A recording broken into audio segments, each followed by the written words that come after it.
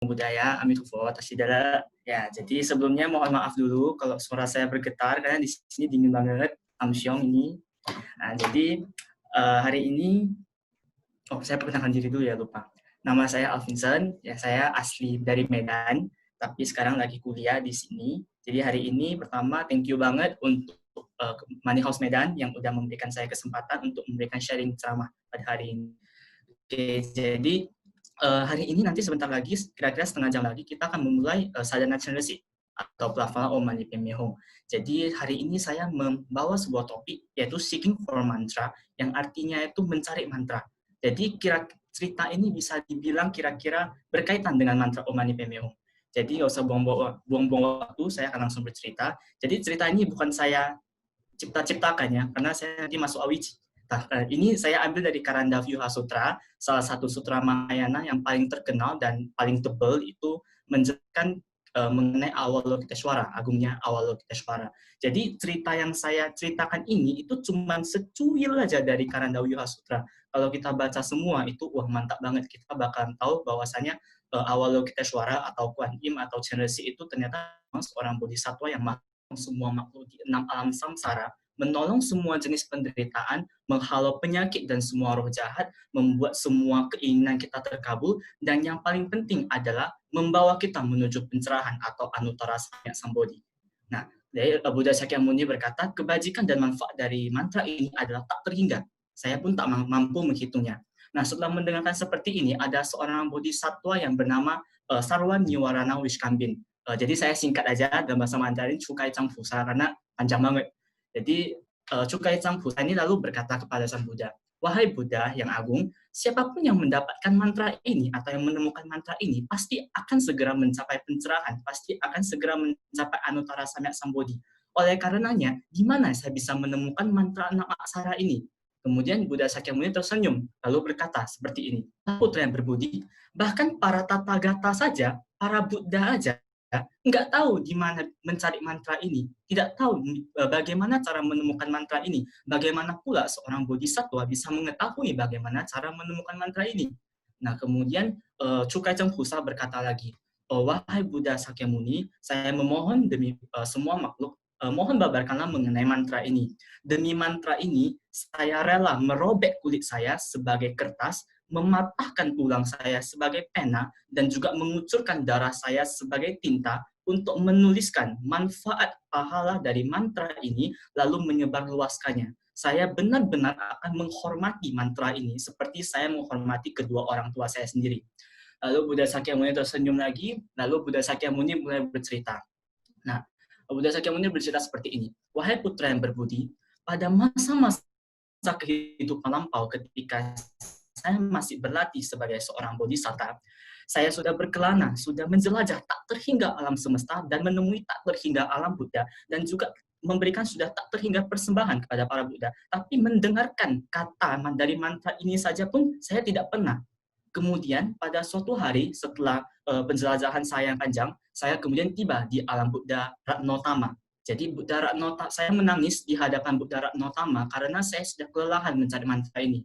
Kemudian Buddha Ratnotama berkata kepada saya, wahai putra yang berbudi, janganlah engkau menangis, janganlah bersedih. Pergilah ke alam Buddha Padumutara karena beliau tahu mengenai mantra ini. Lalu Buddha Sakyamuni yang ketika itu ya terlahir sebagai bodhisatta yang bernama Jatilo. Jadi pada masa itu Buddha Sakyamuni adalah seperti seorang pertapa asetik yang bernama Jatilo. Lalu kemudian sang bodhisatta pun pergi ke alam Buddha Padumutara. Kemudian sambil beranjali, sambil memohon dan menangis, sang bodhisatta berkata, mantra 6 aksara ini adalah raja, adalah akar dari semua mantra. Hanya dengan merenungkannya bisa mempurifikasi karma buruk yang tak terhingga banyaknya dan juga bisa segera mencapai pencerahan. Saya sudah berkelana ke tak terhingga alam semesta, saya sudah capek, saya sudah lelah. Oleh karena saya mohon kepada engkau Buddha Padumutara, mohon babarkanlah mengenai mantra ini. Kemudian Buddha Padumutara berkata seperti ini, wahai putra yang berbudi, saya mampu menghitung ada berapa pasir yang ada di dasar 4 samudera yang luas ini. Saya juga mampu menghitung ada berapa banyaknya partikel debu di dunia ini. Tapi saya tidak mampu menghitung berapa banyak pahala kebajikan yang didapatkan oleh seseorang hanya dengan merenungkan dan melafalkan satu kali saja mantra Om Mani Padme Hum. Wah, dahsyat, dahsyat banget tuh. Nah, jadi kemudian Bodhisatta kemudian berkata, mohon babarkanlah mantra ini demi saya. Kemudian Buddha Padumutra bercerita lagi nih. Buddha Padumutra lalu berkata kepada Bodhisatta, wahai putra yang berbudi, di masa lampau pula ketika saya sedang berlatih sebagai seorang Bodhisatta, saya juga sudah berkelana ke tak terhingga alam semesta, sudah menemui tak terhingga Buddha, sudah memberikan tak terhingga persembahan, namun saya pun tidak bisa menemukan mantra ini. Saya pun tidak pernah mendengarkan mengenai mantra ini sama sekali. Lalu akhirnya setelah perjalanan panjang, saya tiba di alam Sukawati. Saya tiba di alam Buddha Amitabha atau Amitayus. Lalu kemudian di hadapan Buddha Amitabha, saya merangkupkan kedua tangan, saya memohon, saya menangis, saya berkat agar Buddha Amitabha berkenan untuk membabarkan mengenai mantra enam aksara ini. Kemudian Buddha Amitabha bertanya kepadaku, wahai putra yang berbudi, apakah kamu benar-benar membutuhkan mantra ini? Lalu kemudian Buddha Padumutra yang ketika itu masih bodhisatta berkata, wahai Buddha, saya benar-benar membutuhkan mantra ini seperti orang yang haus membutuhkan air. Wahai Buddha, mohon babarkanlah dharma ini agar saya mampu menetap dalam pencerahan tertinggi, memakai pakaian wajra yang tak terhancurkan demi menolong semua makhluk hidup di enam alam samsara.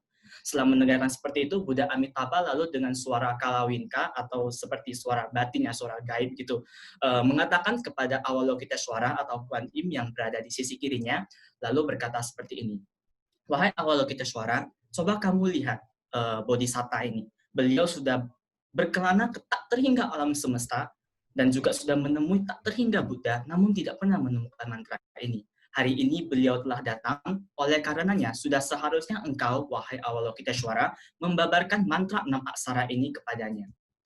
Lalu Buddha Padumuttara memohon kepada Sang Avalokiteshvara lalu berkata, aku demi manfaat semua makhluk di enam alam samsara, demi menolong mereka semua keluar dari samsara, demi agar semua makhluk hidup mencapai pencerahan, saya mohon kepadamu demi manfaat semua makhluk, mohon babarkanlah mantra ini. Kemudian Sang Avalokiteshvara pun membabarkan mantra ini, Om Mani Padme Hum. Setelah selesai membabarkan mantra ini, tahu nggak? Semua istana surgawi bergetar kayak gempa bumi gitu ya. Kemudian 4 samudra semuanya bergejolak. Kemudian muncul cahaya yang sangat terang menerangi seluruh isi alam semesta. Kemudian semua hantu, roh jahat, para guru-guru ajaran sesat semuanya lari ketakutan karena dahsyatnya mantra ini. Nah, lalu ini kembali ke zaman Buddha Sakyamuni. Lalu Buddha Sakyamuni berkata, demikianlah, wahai putra yang berbudi, saya mendapatkan mantra ini dari Buddha Padumuttara. Nah, kemudian dalam Sutra Karanda Vyuha ini, saya menemukan seperti sebuah kesimpulan mengenai mantra Om Mani Padme Hum ini. Kala itu ada seorang guru dharma berkata kepada Chukai Champusa atau Bodhisattva Saralwa Niwarana Wishkambin berkata seperti ini. Mantra enam aksara ini sangatlah sulit untuk ditemui. Bahkan para Buddha sendiri saja kesulitan mencarinya. Bagaimana pula para bodhisattva bisa tahu? Mantra enam aksara ini tidak terhancurkan seperti wajra. Dengan merenunginya, itu sama saja dengan merenungi kebijaksanaan murni yang tidak berkesudahan dari para tathagata, dari para Buddha.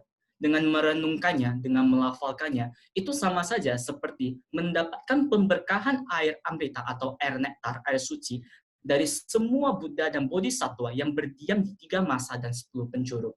Hanya dengan melafalkan mantra ini saja, seseorang akan terbebas dari loba, dosa, dan moha, atau kebencian, keserakahan, dan kemelekatan, dan juga akan keluar dari samsara. Dengan melafalkan dan merenungkan mantra ini, maka mereka itu bagaikan memahami dan memasuki seluruh 84.000 pintu Dharma. Mereka juga akan memasuki pintu pembebasan tertinggi, dan pada akhirnya mencapai pencerahan. Kebajikan dan manfaatnya juga adalah tak terhingga. Nah, jadi dari kisah ini, meskipun nggak terlalu panjang dan sedikit membosankan, tapi kita tahu bahwa ternyata di zaman ini, mantra Om Mani Padme Hum ini semua orang tahu. Saya yakin semua yang hadir di Zoom ini tahu mantra Om Mani Padme Hum itu apa. kita juga sering mendengarkan lagu-lagunya, Oh Mani Padme Hum, Oh Mani Padme Hum gitu ya. Tapi ternyata siapa yang tahu, rupanya pas masa lampau ketika para bodhisattva ingin berjuang untuk menjadi seorang Buddha, ternyata mencari mantra ini sulit banget loh. Mereka bahkan sampai menjelajah ke tak terhingga alam semesta demi menemukan mantra yang notabene cuma 6 kata, Om Mani Padme Hum gini doang. Kita juga paling ya biasa doang ya, Om Mani Padme Hum doang. Tapi coba kita pikirkan, kita renungkan, mengapa para bodhisattva yang ingin menjadi seorang Buddha rela berkelana ke tak terhingga alam semesta cuma demi mantra yang cuma ada 6 kata ini doang. Om Mani Padme Hum. Artinya mantra ini benar-benar sangat berharga.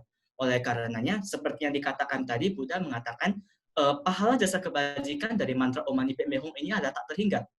Semua semua doa bisa terkabul, bisa mencapai pencerahan, menolong semua makhluk, mencapai pembebasan, dan lain sebagainya. Buddha sendiri aja nggak bisa mengatakan berapa banyak pahala yang didapatkan. Gimana pula saya makhluk samsara bisa mengatakan ya berapa banyak kebajikan dari mantra ini. Jadi oleh karenanya ceritanya kira-kira sampai di sini dulu.